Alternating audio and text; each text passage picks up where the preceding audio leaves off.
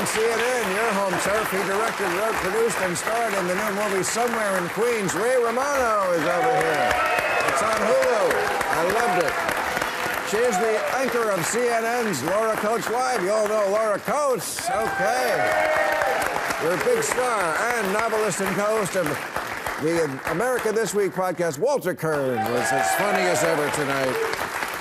Okay, so these, I hold in my hand, these are the people write in, and here are their questions. We don't know what they are. What does the panel think of Oprah revealing she used a weight loss drug? How dramatically will drugs like Ozempic impact the obesity epidemic in America? Well, it's already happened. It's already, and I think Oprah was very complimentary about Ozempic, right, already? I knew she'd used a drug because she kept the weight off.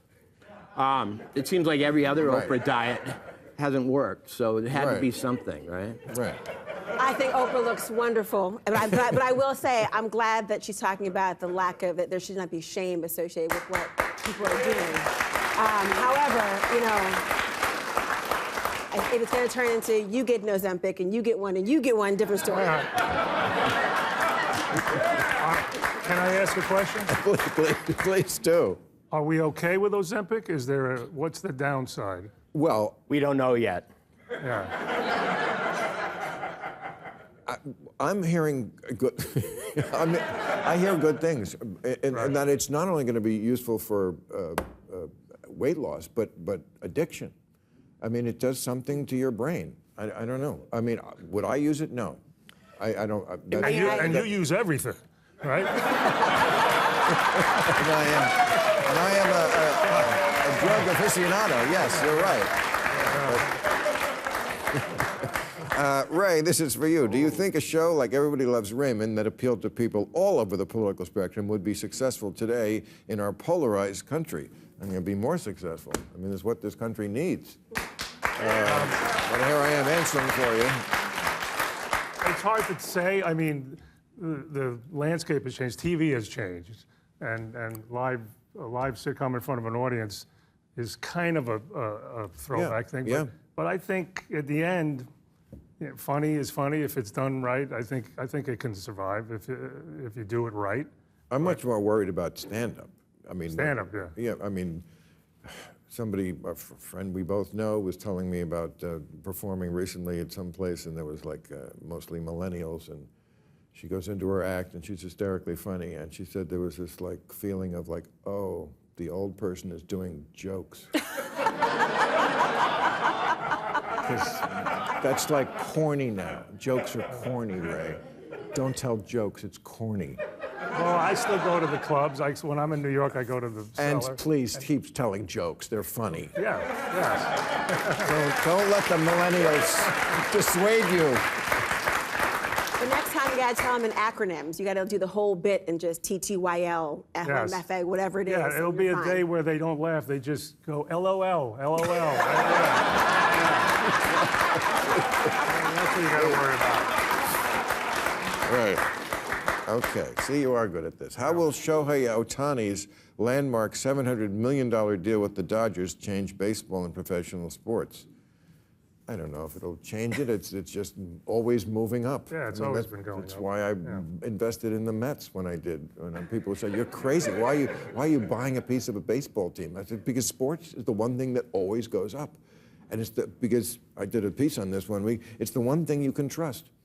Yeah. It's the one because I know that those people who play baseball, those are the absolute best 600 baseball players in the world. There is no favoritism. There's no nepo babies." In sports, you just got to show up and do the best. And, if LeBron James' kid isn't good, he won't play. Right. As great a story as that is, he won't play. Ohtani's changing the sport by being an athlete who can pitch and hit. I mean, that's unheard of. So. Well, Babe Ruth did it. Yeah, and that's it. Right? Right. Yeah. So you're saying there was a gap. This may be an outlier opinion on this, but I think because I think that the way elite athletes work, it's a mental thing. you know, when nobody broke the 4-minute mile, and then one guy did, and everybody did. Right. I think that'll happen with sport with this too. I think there will be other people who hit and pitch. Well, that's what I'm saying. That's guy, why he's going to change. That's how it's going to change. Oh, Yeah, right. yeah. Yes. Well, I got Yeah. news for you. You'll always be the outlier when you can invest in a sports team. Absolutely. Maybe I am richer than you. But you know how You're gaining on me. No. But you know what's changing? If that is the amount of the contract, that explains the $25 hot dog.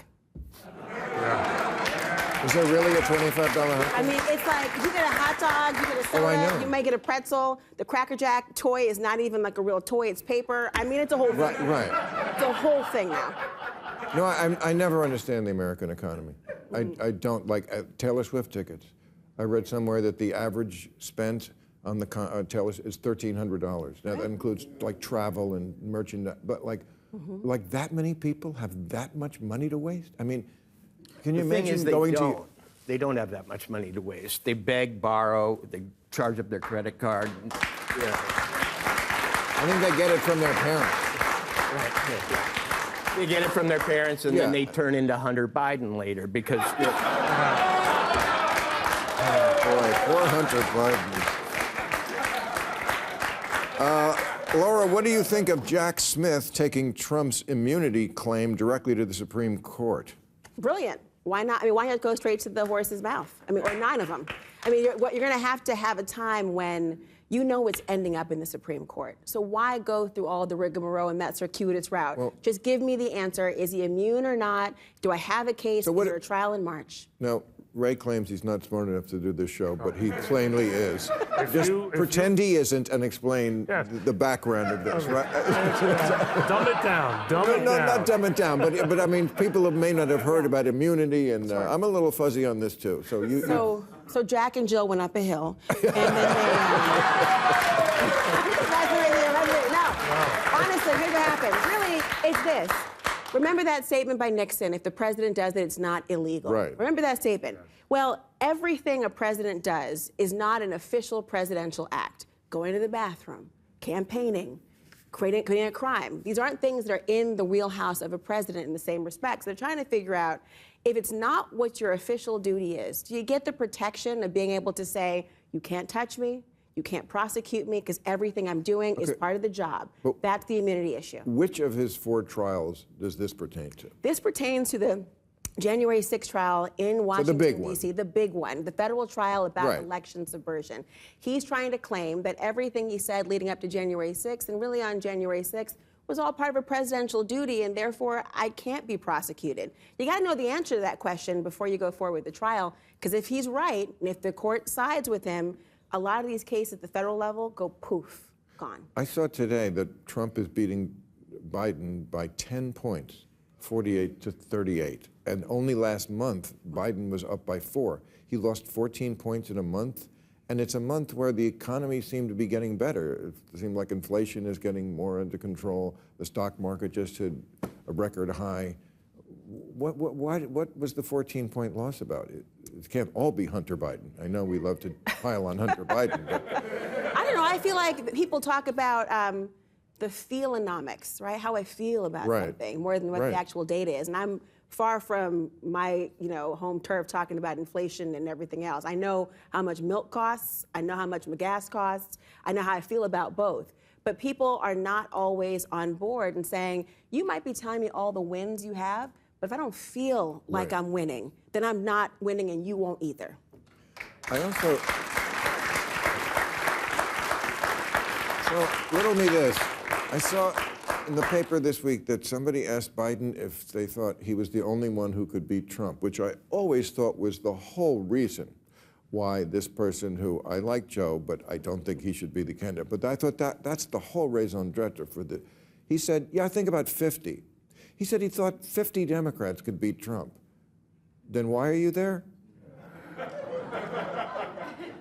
Who do we, and why name one? Who is the one you think that can be? Well, as James Carville said, he said any centrist Democrat, like 50-ish, a lot of it's an age thing, could do it. And I kind of agree. And Gavin Newsom's going to be on our first show. He looks like a pretty strong candidate to me.